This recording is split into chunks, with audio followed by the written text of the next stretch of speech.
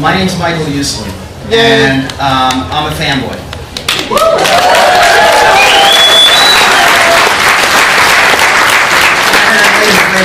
Wait. You really don't know how much of a fanboy. This New York Comic Con is my 49th annual Comic Con.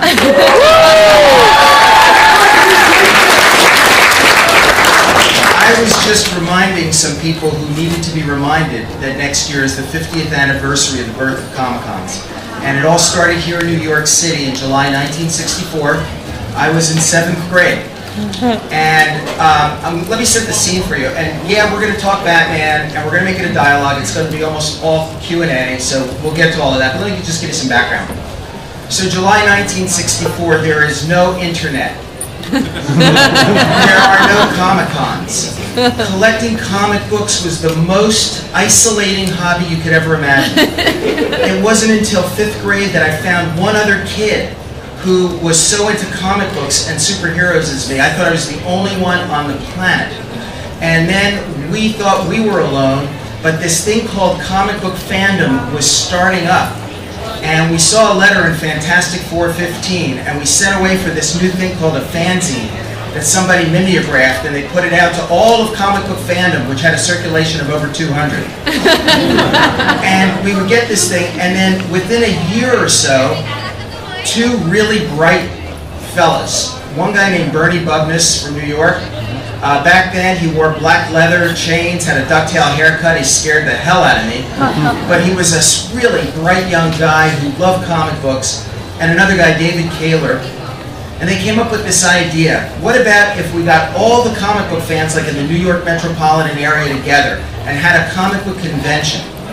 And so on a very hot July weekend in 1964, we went to this utter fleabag hotel near the Bowery called the Broadway Central. Now this was 1964. This was probably a great hotel in 1864.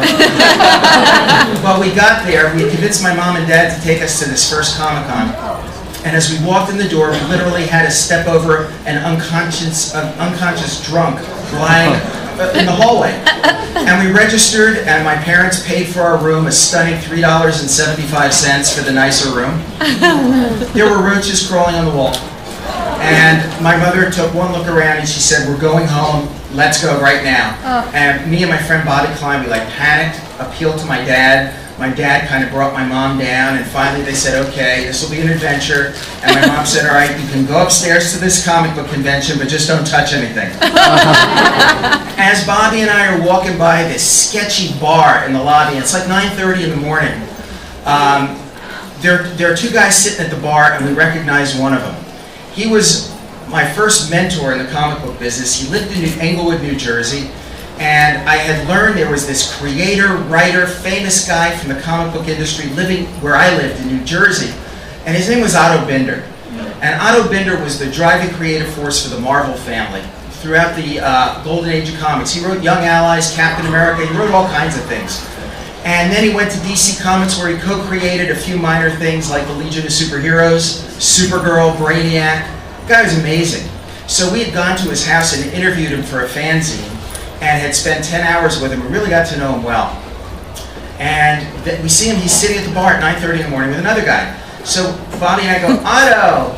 And he says, "Bobby, Mike, come on in." So two 13-year-old boys go into this skeezy bar. The bartender looked exactly like Long John Silver, except without the parrot. We could have ordered anything.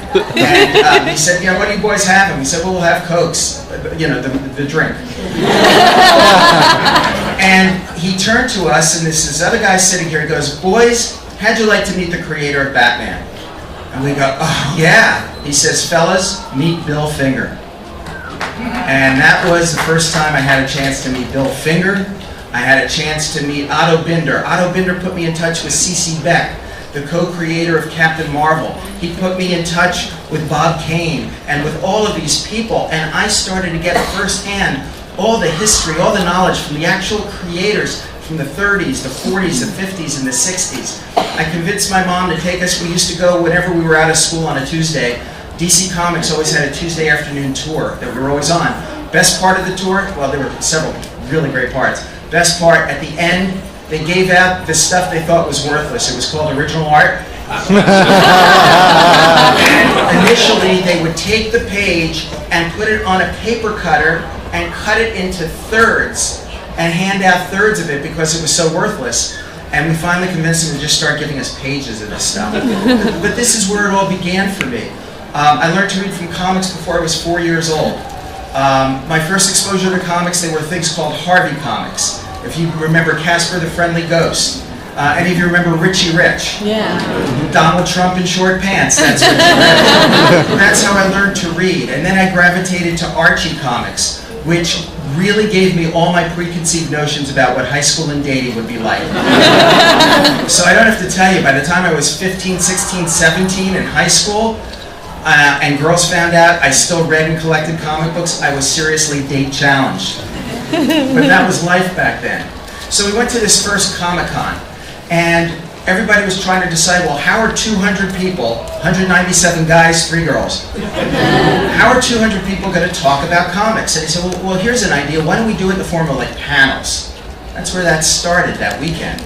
And they said, Dr. Jerry Bales, the founder of comic book Fandom, a college professor, said, I got an idea for something that'll be fun. Let's have the first comic book auction. And at that time, the first one he auctioned from his own collection was a little comic book called Action Comics #1. That comic book, which sold for 10 cents back in 1938, sold that day for the unheard of price of $40. And I guess you probably read it's gone for like $2.5 million recently. And then it was, well, what are we going to do at night? And one of the guys who worked with WOR-TV in New York said, I have a collection of 16 and 8mm films. How about if we show old movie serials and old TV shows and animation? So that's what we were going to do at night. But then came the big question, what are we going to do on Saturday night? 197 guys, 3 girls. And between Bernie Bugnes and Dave Kaler, they said, hey, how about if we ask everyone to come dressed as their favorite comic book superhero? That's where this began. That night, I was dressed, my mom helped me, I got an outfit as the 1940 Sandman from DC Comics with a gas mask. It was really, really great. It was a fun night, but that's where this all started. By the time I graduated high school, I had over 30,000 comic books dating back to 1936. Not only did I buy them off the stands for 10 cents or 12 cents, we had a flea market nearby. And every Friday night, this guy came from New York with boxes and boxes of old comic books. And he had a Backdate magazine stand, and he would pour them out on a card table. And since they were so old, he only charged us a nickel, because they had virtually no value.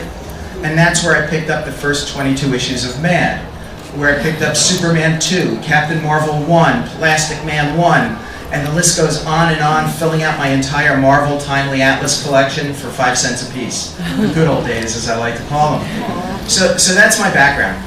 I wanted to take my comic books, and my love for Batman in particular, and make it my life's work.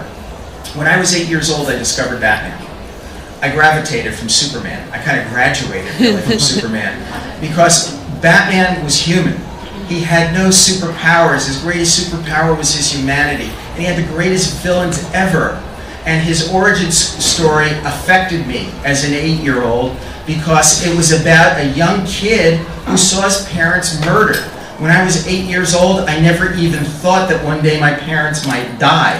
And now here I'm reading this story. I am terrorized, I am moved, and I understand what makes Bruce Wayne tick. Well, when I was 8 years old, in my heart of hearts, I really believed if I studied hard, and if I worked out really hard, and if my dad bought me a cool car, I could be this guy. So we'll jump ahead. This is a story I've told before. I'm just going to tell it one more time as background for our eventual discussion here. My first chance to make a movie out of Batman. Why was I going to make a movie out of Batman? Because around 8th grade or so, January '66, it was a cold winter night, and the Batman TV show came on the air. I was so excited. I couldn't wait for this. All we had up to that point was George Reeves and the Adventures of Superman, and now Batman was coming on. And this show started, and the opening animation was cool. It looked like Bob Kane, Jerry Robinson art. And then the car was great. It was in color. They were spending a lot of money on this. And then I was horrified by what I saw. The whole world was laughing at Batman, and that just killed me. And in my basement den, I made my own young Bruce Wayne vow that night. Even though my parents were safe in the kitchen upstairs. I said, somehow, someday, I am going to show the world what the true Batman is, the creature of the night who stalks criminals from the shadows. I am going to show the world this. I am going to find some way to erase from the collective consciousness of the world culture 3 little words: pow, zap, and wham. But how do you do it when you're a blue-collar kid from New Jersey? My dad was a stonemason and my mom was a secretary, a bookkeeper. I didn't come from money. I couldn't buy my way into Hollywood. I didn't know anyone in Hollywood, and I had no relatives in Hollywood. So it was, how do you get there from here? How do you make your dreams come true? And for me, my first big step forward was when I was in college. Indiana University, early 70s. Oh, are you? Yeah. All right, great basketball team this year. Yeah. That was important, excuse me. They had an experimental curriculum department in the early 1970s. And if you could convince a department to back you in an idea for a course that had never been taught anywhere, you then had the right to appear before a panel of deans and professors and pitch your course. If they approved it, you could teach it for 3 credit hours on campus. I was a junior. So I wrote up a comic book course. Comic books is an art form. It is a legitimate American art form. You know it and I know it. And it is our modern day mythology. The ancient gods of Greece, Rome, and Egypt still exist, except they only wear spandex and capes today. And as I said to my folklore professor, the Greeks called him Hermes, the Romans called him Mercury, I call him the Flash. The Greeks called him Poseidon, the Romans called him Neptune, I call him Aquaman. And they backed me. They said, Michael, you're absolutely right. Go to it. And so in I walked to pitch this. And I walked into this big conference room. There was a big conference room table, dark mahogany. To me, I was walking into the secret sanctum of the Justice League. Sitting, oh, and my hair's down to my shoulders. I'm wearing a Spider-Man t-shirt. I got a pile of comic books under my arm. I'm wearing my love beads, thank you. And the dean takes one look at me and he says, so you're the fellow who wants to teach a course on funny books at my university? And I knew I was in deep trouble. So I begin the first pitch of my life. Pitching is really what producers do. It's how you sell your movie. My first pitch, he lets me speak for 2 minutes and then cuts me off. He says, please, Mr. Uslan, stop. Come on. He goes, I read comic books when I was a kid. I read every issue of Superman I could ever get my hands on. But all comic books are cheap entertainment for children. Nothing more, nothing less, and I reject your theory. In a life-changing moment for me, instead of bowing my head and picking up my comics and turning around and walking out, I stood my ground and I just said to him, figuring I had nothing to lose, I go, Dean, can I ask you 2 questions? He says, ask me anything you want. I said, are you familiar with the story of Moses? And he looked at me like I was nuts. He goes, yeah, so? I go, very briefly, Dean, could you just summarize for me the story of Moses? And he folds his arms, sits back, and stares at me and he goes, I don't know what game you're playing here, Mr. Uslan, but I'll play this with you. Because the Hebrew people were being persecuted, their firstborn were being slain. Hebrew couple placed their infant son in a little wicker basket and sent him down the River Nile. There he's discovered by an Egyptian family who raised him as their own son. He grows up and learns of his true heritage. I said, stop, Dean, thank you so much, that was great. You said you read Superman comics when you were a kid. Do you remember the origin of Superman? He goes, yeah, Planet Krypton was going to blow up. A scientist and his wife placed their infant son in a little rocket ship.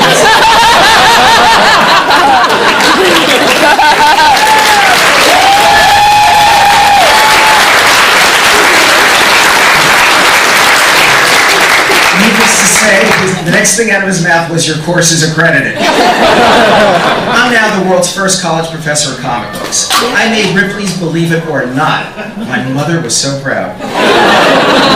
And I'm walking back to my apartment. I can't believe I pulled this off. And then I remember something my mom always told me. Michael, you could have the greatest creative ideas in the world, but if you don't market yourself, if you don't market your ideas, nobody's ever going to know about them. So I got back. What am I going to do? I pick up a telephone and I call United Press International. I asked to speak to a reporter at the Syndicate. This poor man gets on the phone and I started to scream at him. What's wrong with you? This is terrible. You have a job. You're supposed to be the watchdogs of our society. He goes, calm down. What are you talking about? I said, what am I talking about? I hear there's a course on comic books being taught at Indiana University. Are you telling me as a taxpayer in this state, they're using my money to teach our kids comic books? This is outrageous. This has got to be a communist plot to subvert the youth of America and explain that.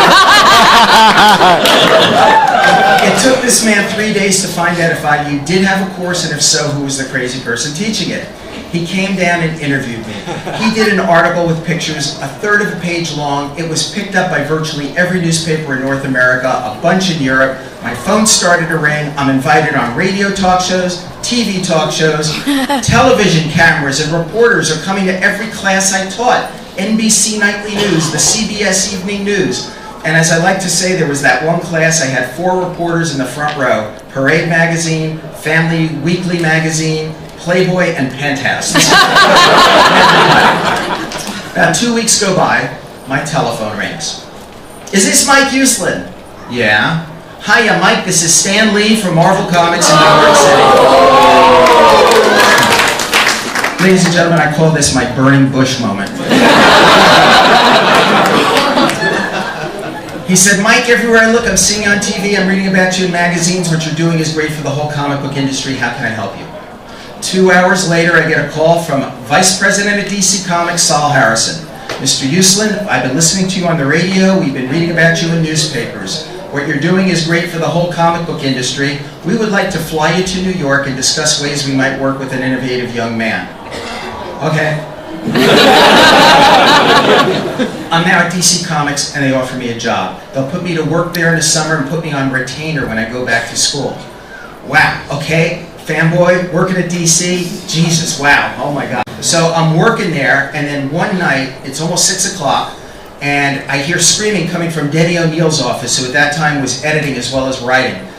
Denny, one of the greatest writers of all time in comic books. And I went in, I said, Denny, are you okay? And he goes, no, I'm not okay. He goes, I'm editing the Shadow comics. You all remember the Shadow? Yeah. I'm editing the Shadow comics. There's a script due tomorrow. I don't have a script. I don't even have an idea for a Shadow story. I said, Denny, I have an idea for a Shadow story. He said, you do? I didn't. But who cares? The door was open a smidgen for me to get my foot in. So I stuck my foot in that door. He says, come on in, sit down. He goes, what's your idea for a Shadow story? You're really going to like this. It is, and then I remembered my wife and I had just gotten back from a trip to Niagara Falls. Back in the 30s, when the Shadow stories were taking place, people were going over the falls in barrels, walking across the falls in tightropes. I said, picture the Shadow battling a bad guy on a tightrope over Niagara Falls, searchlights in the background. He said, Michael, that's a great cover idea. I like that. What's the story about? I'm glad you asked me that, Danny. It is about smuggling. Well, what are they smuggling? They are smuggling drugs. Well, what's unusual about that? Well, I was saving this for the last part because this is really good.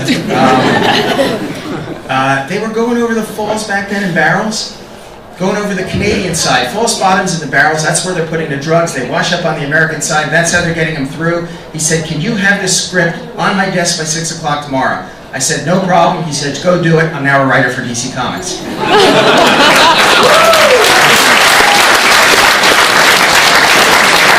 Turning my script. 2 weeks later, I'm walking down the hall. Can you shut that for me? Thanks. I hate it when they applaud me from over there. I'm walking down the hall at DC Comics, and who's walking towards me but Julie Schwartz? If you don't know who he is, you need to know who he is. He's one of the 2 most important editors in the whole history of comics, responsible for the Silver Age of DC Comics, probably the whole Silver Age, Justice League, returning Batman to his darker roots. Julie was amazing. Very gruff guy until you got to know him and then you found out he was a marshmallow. He sees me walking towards him. He goes, hey, kid. I said, yes, Julie. He goes, I read your Shadow script. I said, you did? He goes, yeah. It didn't stink. I go, whoa, thank you so much. Oh, my God. He said, how'd you like to take a shot at writing Batman?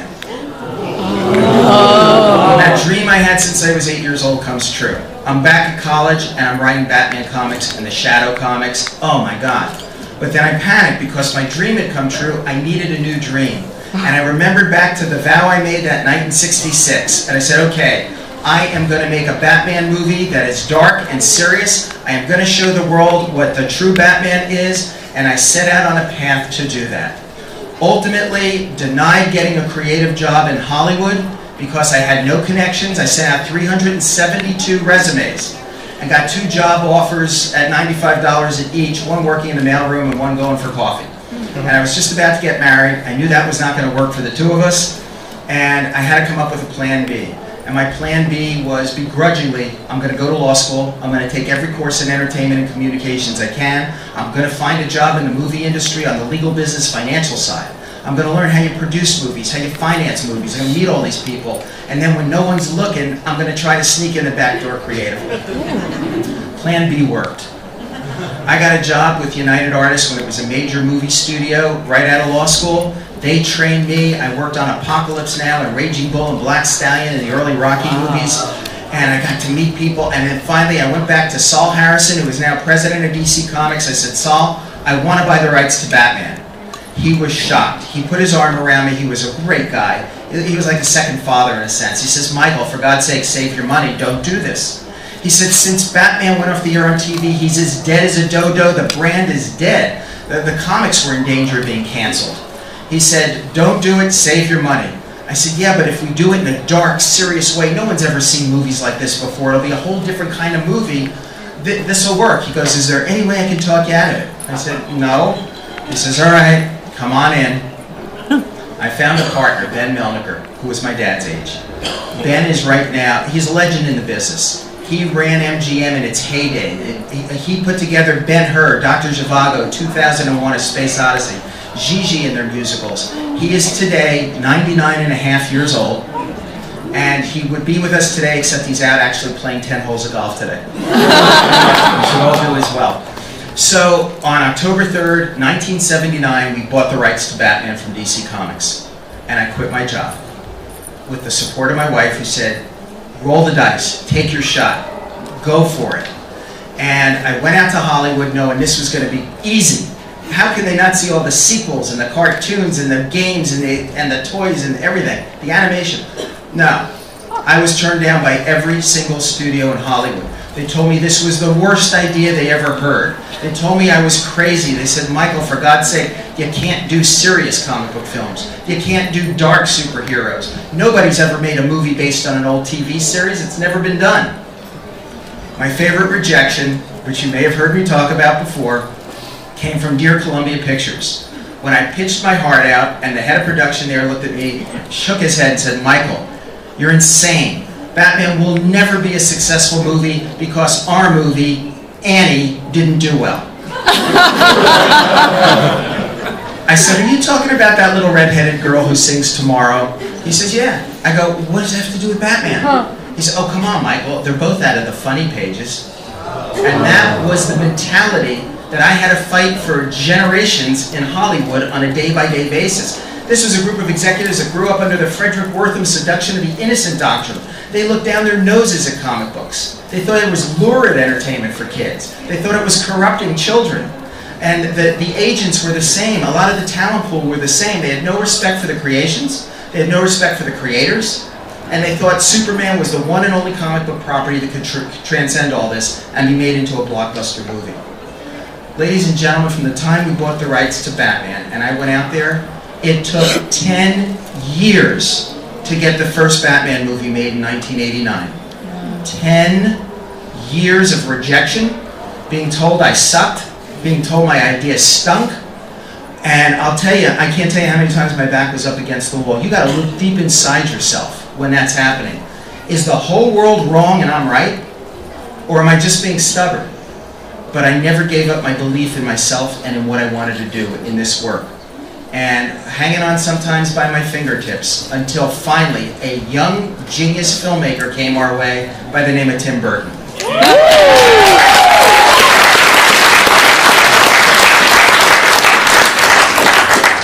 And I know you want to get to Q&A, and I know now I'm talking long-winded, but I got to tell you about Tim, I got to tell you about Chris, we got to just do this part.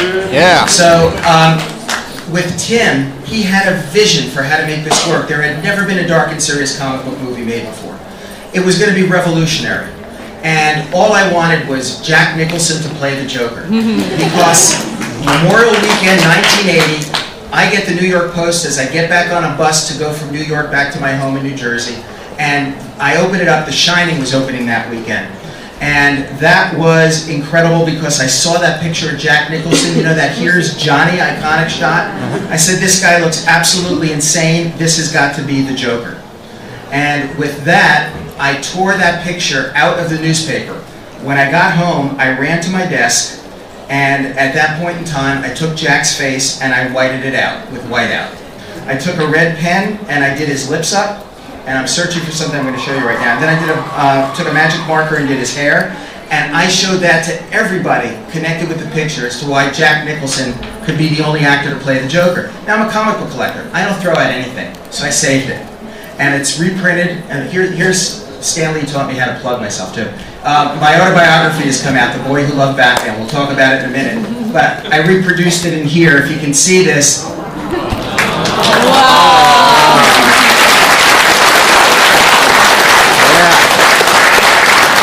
That's the picture that started this whole thing. I was so happy. Whoops. Well, let me show you. I should show you what this is. That's it.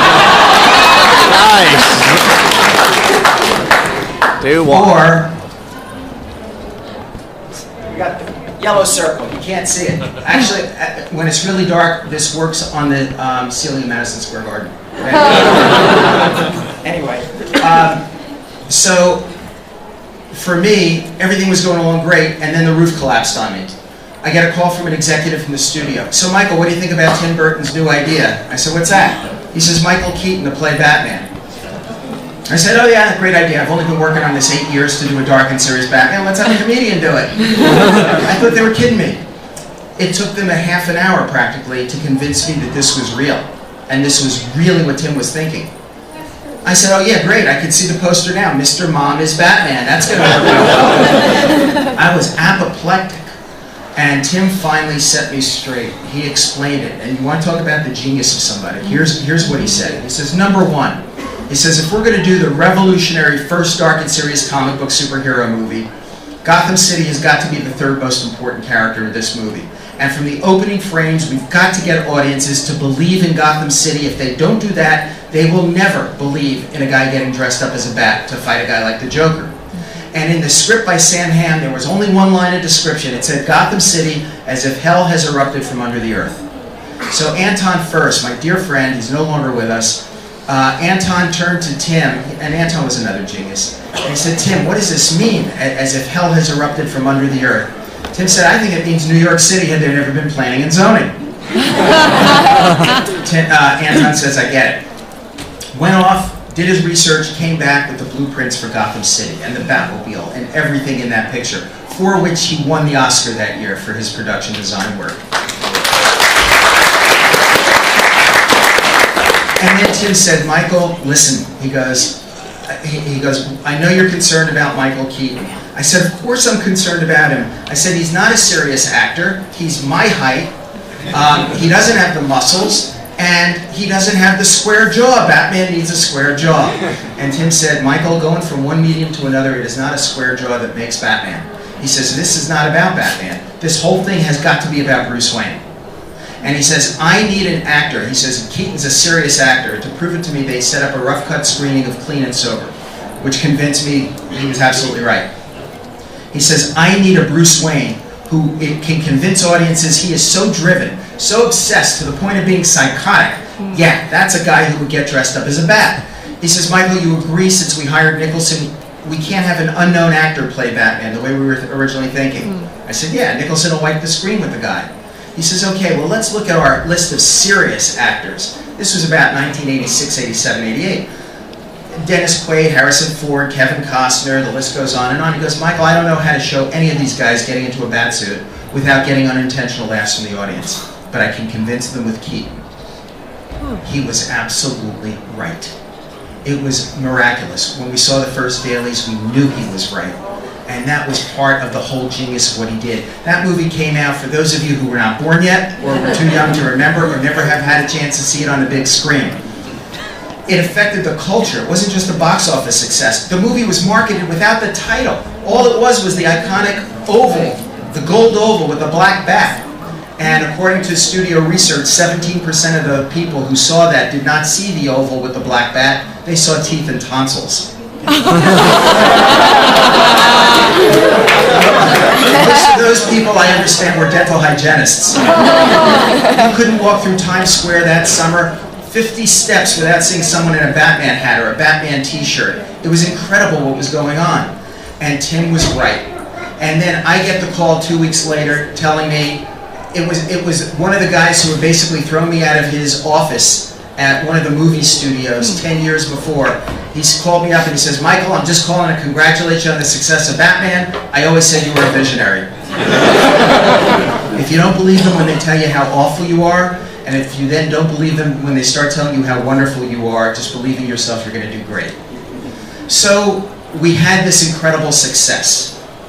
And there came a point in time in this fairy tale where the dignity and darkness of Batman needed to be restored.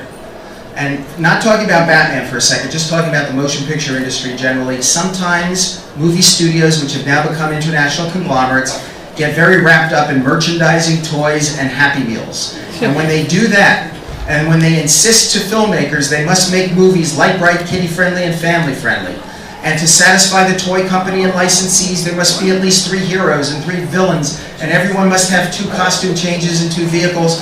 You are no longer making movies, you're making 2-hour infomercials for toys. And the tail's wagging the dog. And there's no room for plot, there's no room for character development. Well, thank goodness, with the management like at Warner's these days, we have people who are willing to find a filmmaker who has an understanding and a love and a passion for a character, who has a vision for a character, who has the ability to execute that vision. And sometimes a genius like that comes along and they call him Christopher Nolan.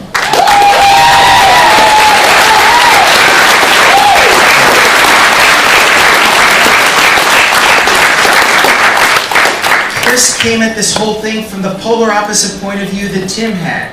Now, I'm going to regale you with personal opinion right now. He wanted to create a Batman that would be dark, but he wanted it to be absolutely real to you. He wanted you to believe in Bruce Wayne, believe in Gotham City, believe it could be a real person in a real place. So what does he do? Here's his challenges. How does he convince you that Gotham City is real? All right, he didn't want to build it on a back lot. He chose Chicago. If you take 2 buildings, 2 iconic buildings out of the skyline of Chicago, most people around the country cannot identify the city. If he had shot it in New York, what do you think would have happened the first time you saw Times Square or the Statue of Liberty? You go, it's New York City. It breaks the suspension of disbelief. You don't buy it. Bruce Wayne. With Christian Bale, he created a portrayal of a traumatized young man on a lost horizon journey through life that we could all follow along with, identify with, and believe in. How does he convince you then that the Joker's real? Because he's not talking about the world of comics that Tim Burton had back in '88. Tim's world in comics at that time was black and white, good versus evil. The Joker was the clown prince of crime. Now, our world, unfortunately, is gray. It's order versus chaos. And he had to convince you that the Joker was a terrorist, a modern-day homicidal who placed no value on human life whatsoever, not man, woman, child, or his own.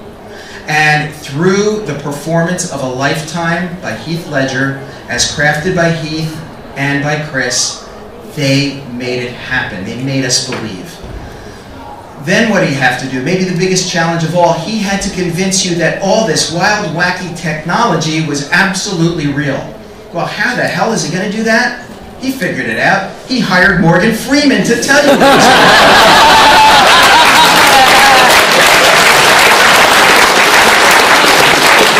My God, if Morgan Freeman says it's true, it's true. That's right. Christopher Nolan has raised the bar for all comic book movies. When you walk out of one of his films, you no longer have to say, that was a great comic book movie. You can say, that was a great film. Oh my God. When my wife and I were shown The Dark Knight Rises for the first time, at the end of it, I cried like a baby. And my wife was concerned. She turned to me. She goes, "Are you all right?" I said, "Nancy, thanks to Chris, I know I'm looking at my legacy, I'm looking at my epitaph, but I'm looking at everything since I'm 14 and a half years old that I've hoped and dreamed to bring to the screen with Batman. And with that, she said to me, okay, Michael, so now, what do you want to be when you grow up? And that's my story for today. The last thing I want to tell you is two things that have happened in the past 2 weeks that are important to me and my love for comics and for the creators and for the dignity of the creators and the creations.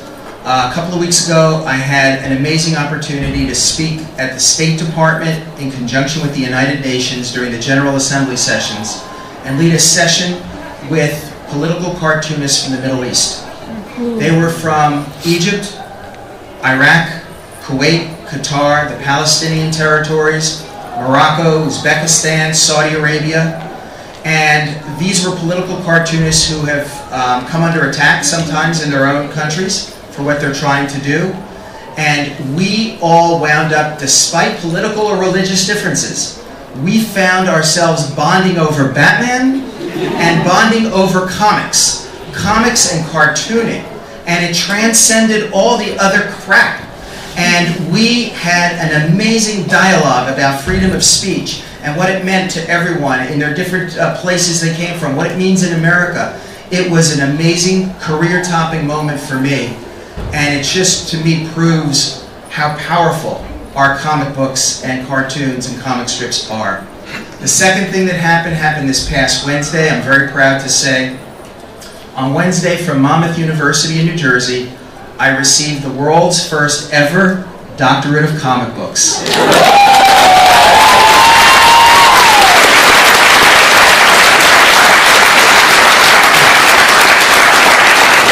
if you're not feeling well, read 2 Justice Leagues and call me in the morning. But seriously, I accepted that on behalf of every artist, writer, editor, publisher, creator who has toiled in the comic book industry since 1934, whose work has been derided and scorned over the generations, many of whom are no longer with us, but their kids are, their grandchildren are, and in their names, recognizing that their comic book artwork now has been in the Metropolitan Museum of Art, the Louvre, the Smithsonian Institution, the United Nations, galleries and universities all around the world. I accepted this degree on their behalf. And we have now, comic book fellow fanboys, pierced the world of academia, and I'm very, very happy about that.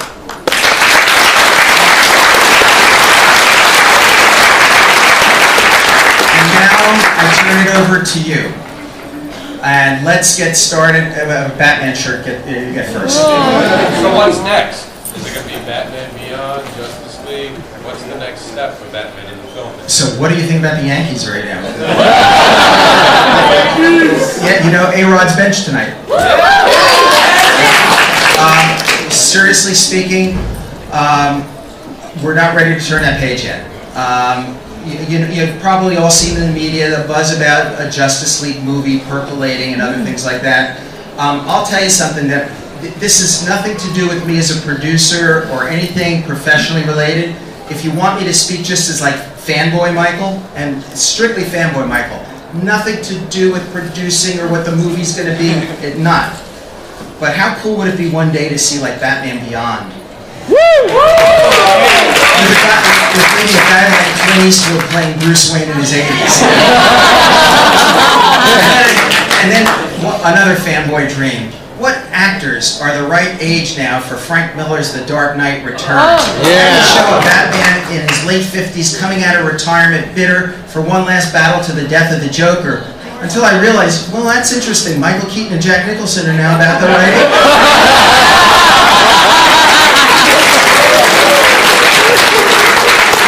This is just a fanboy talk, all right? It has nothing to do with the real world. Yes? As a young black fanboy, well, not young anymore, but I want to thank you for 2 things. I want to thank you for Billy D. Williams and for Morgan Freeman. I want to ask, and I know the story behind it, but how come Billy D. Williams never came back as Two-Face? And although, you know, you're probably not directly responsible, I do forgive you for Batman and Robin. I am not directly responsible. But, you know, talk about that low point, if you will, you know, Well, I really won't talk about it in terms of Batman, only generally in the motion picture industry. Generally, again, in the motion picture industry, I don't see, first of all, I don't like it generally in the motion picture industry when they poke fun at comics. When they think they can only do it in a campy way, only in a silly way, only in a comedic way, that there's some law of nature that says you can't take this really seriously. I'm personally offended by that. Number two is that I am not toy driven. And I really do believe that if you allow filmmakers to make great films, you're going to sell toys anyway. That was interesting. Or probably a signal I should shut up. Yes, sir. The last movie that was out, was it a design intention to fit in story arcs like Nightfall, No Man's Land, Dark Knight Returns before the trilogy was over? Chris, yeah. Do you still have the four Fantastic Four comics? Okay, Chris and his brother Emma, they're Batman fans. They read this stuff, they know this stuff. They're influenced by many things. You can spot pieces of whether it's Year One or Dark Knight Returns or whatever it might be. You can spot it, and it's there out of love and affection and devotion. It's a great thing to see. And then the question, apparently he read my book, The Boy Who Loved Batman. For which I will be signing tomorrow between 2 and 2:45 p.m. in booth 1275. If you come by tomorrow between 2 and 2:45 at booth 1275, I'll personally inscribe it. We can talk individually at that time. I'd love to chat with you, and so that's the plug. It mentions the fact that when I was a kid, I went into it was a tobacco shop that sold comic books. How evil is that? And the proprietor, who looked like Hitler, just used to terrorize all of us kids in the neighborhood. He used to really terrorize us. And Fantastic Four #1 had just come out. And I picked it up, I looked through the pile, I had never seen a comic book like this before. It didn't look like anything DC or Dell were doing back then. And he started screaming at me, "Kid, this ain't a library. You read it, you buy it." And he comes running out and he goes, "I saw you touch these other comic books. You better buy all of them. You've ruined them." I said, "Oh, I just looked at them." He says, "You've ruined them." I didn't know I could ruin a comic by just looking at it. But he terrorized the hell out of me. And luckily, my mom had given me extra, lunch money. And I had to fork over all my lunch money. It was 10 cents each. He made me buy all 4 copies of Fantastic Four #1. So, as I say in my book, well, actually, I can't say it here, can I? I got 4 copies of Fantastic Four. Guess how much they're worth today? Yes. I heard a rumor that Heath Ledger was going to be used more in the movies before he died. Was there any truth to that? You know, that's the kind of thing that you would have to ask Chris Nolan. Only in Chris's, he's the only one who could give you any information about anything like that. Sir. Yeah. Besides the origin story of Batman's parents getting killed, what made you see the 1960s Batman, with Robin in a green jockstrap saying, "Holy broccoli and cheese, Batman!" And then Batman, in his comedic outfit. What made you see him as a dark and serious character when, in the 1960s movie, the villain's master plan was to dehydrate the UN? This is a great question this young man has. I hope you all heard. Did you all hear it? Yes. How could I, having just been exposed to the TV show, ever come up with the idea of going dark with Batman? And the reason was because I loved comics, comic book history, and I was a collector. And I knew the Golden Age. And I finally had a chance to meet Bob Kane, Bill Finger, Jerry Robinson, and some of the other people who were involved in that. So I knew his origin. I had read those early detective comics before Robin. And then this was before Neil Adams and Denny O'Neil and Julie Schwartz really brought him back to his darker roots. So everything at that moment was based on what I knew to be the original Batman. And one of the chief contributors, there was one book that came out, if anybody here is 50 or older, you knew the only Bible we ever had, our only key to the past of comic books was Jules Pfeiffer's book, The Great Comic Book Superheroes, and that was a key for me.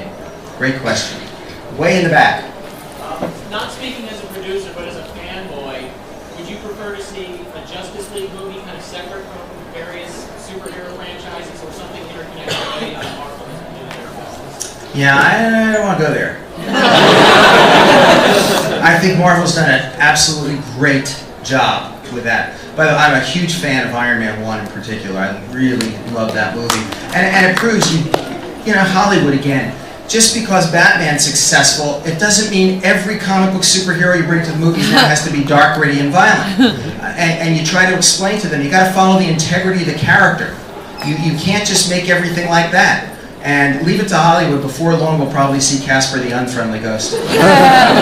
Yes, sir. Would you like to see a Flashpoint movie in the upcoming years, which will reset everything?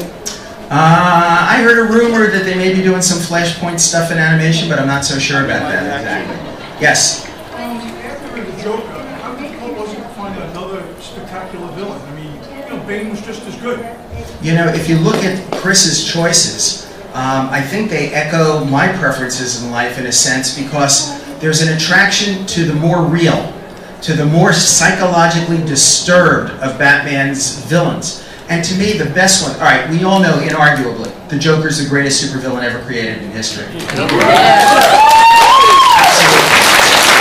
And then if you look at Two-Face, Scarecrow, Catwoman, and then Bane, kind of the brawn version of all of that, and then, you know, interweaving Ra's al Ghul and Talia, you know, it's believable.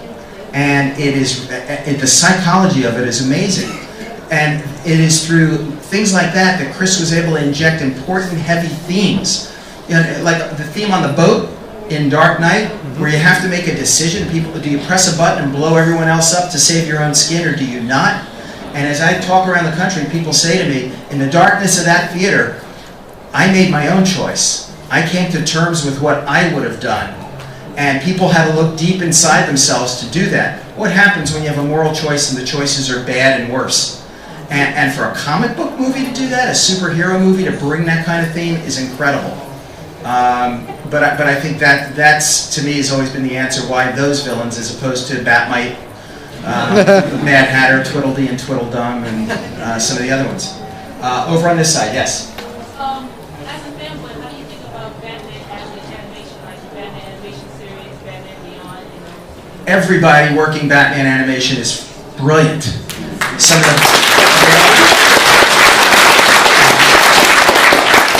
Bruce Timm, Eric Radomski, Paul Dini, Alan Burnett, Andrea Romano.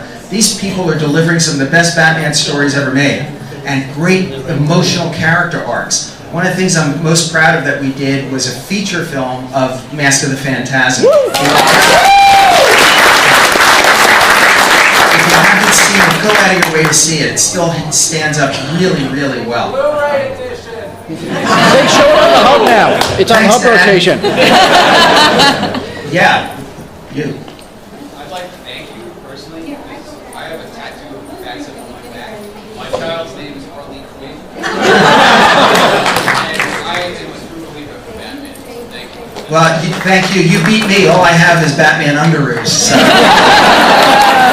got me on that one, sir. Oh, okay. I just want to say, I sobbed and cried at the end of Dark Knight Rises as well. Let's go get a beer afterwards. We'll cry together. It was very emotional for me. My sisters thought there was something wrong, but I was just like, it's so good. But the question I have is, you know, because people mention animation, like, what's your thought of Batman: The Brave and the Bold? Because it is a lot more lighthearted, a lot more like Adams Westy, but I still think like it's a great show. But like, I know you. Great question. I'm glad you asked me that. We need to get kids into comic books and Batman, and it's important we have a Batman venue that they can enter this world in, and Batman Brave and Bold does it. In my generation, all we had was one cartoon, Batman meets Scooby-Doo. And now I will say this, the reruns of the old Batman TV show, if you have little kids, that's another great way to indoctrinate them. Yeah. So, you know, it does serve a purpose. I've come to terms with it. Adam West and I have met.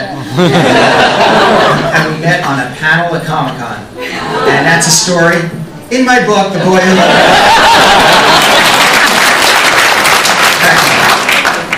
So the Killing Joke, would you ever consider doing anything with that? The Killing Joke is one of my favorite all-time Batman stories. My favorite of all time is from one of the 100-page super specs of Detective Comics. It's called Night of the Stalker.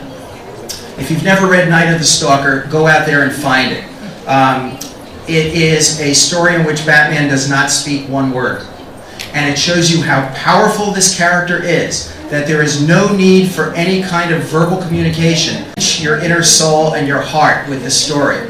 I gave this particular comic book to Tim Burton when I met him for the first time. And that story is reflected in the opening scene in the 1989 Batman movie, so you might want to check that story out.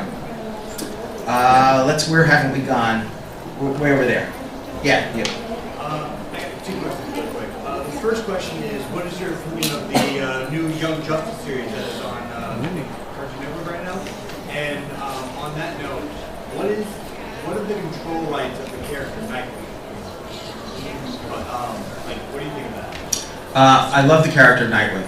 I always thought it was a great evolution in the Batman story. And you give me a great opening for this. You know, Chris gets all the accolades and credit because he deserves it. Tim Burton gets all the accolades and credit for what he did because he deserves it. The animation folks get tons of recognition. Let's just recognize right now the comic book folks. The people who have brought us back every Wednesday since 1939 to see what's going to happen next to Batman. Who's the next villain going to be? How's the Joker going to survive and come back again? Is Robin going to grow up? What about Nightwing? The evolution they do now, not everything works, you know, not in 73 years, but it's incredible creatively what they've been able to do to keep this vibrant and alive and keep it as our passion. So I just want to acknowledge everyone on that side as well, and I think that's the answer for Nightwing. That was a magnificent creation. Is he umbrella underneath the rights to Batman? So he is. Okay, cool. And over on this side, yeah. Play Arkham City? I think it's the greatest video game ever.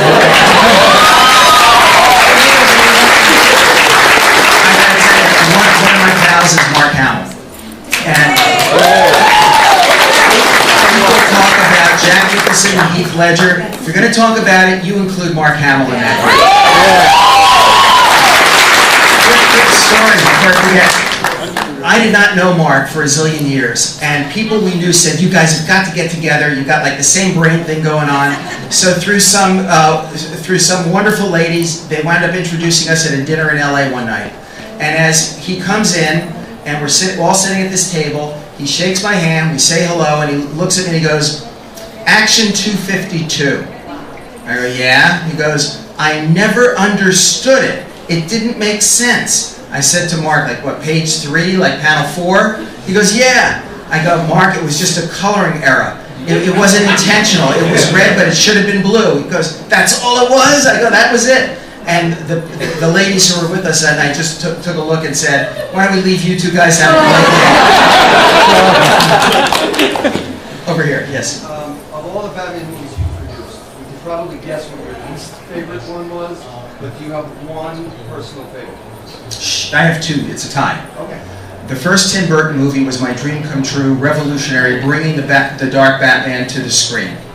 And that I would tie with what is really one story to me, the Dark Knight trilogy. You can't break up those 3 movies. It's a beginning, a middle, and an end of one story, which Chris masterfully weaves together every single plot and character arc, and it all just comes together so brilliantly. I can't separate those out. Those were 3 incredible films. Who hasn't had a chance yet? Sarah, back there. You, yeah. Can you speak up a little bit?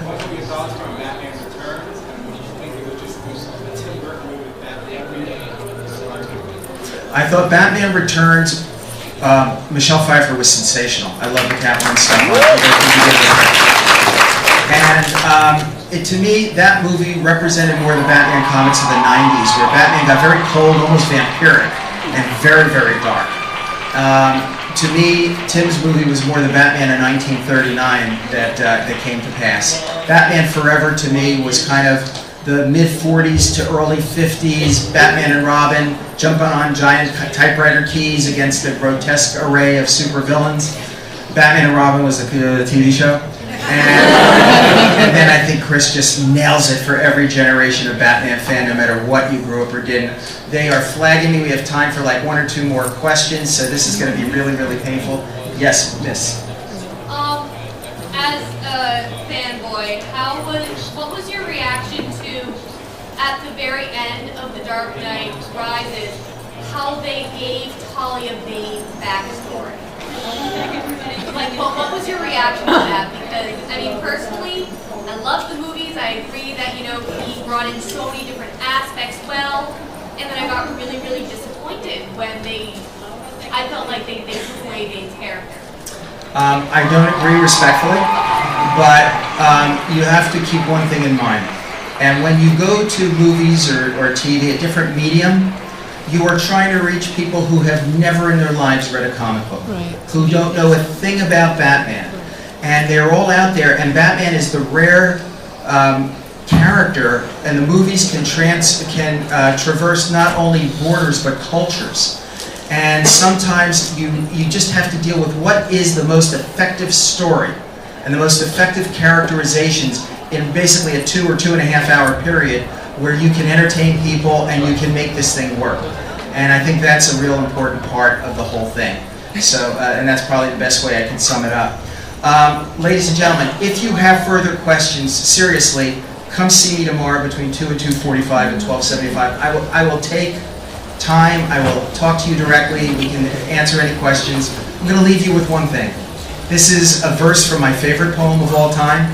It has impacted and influenced my entire career and my life.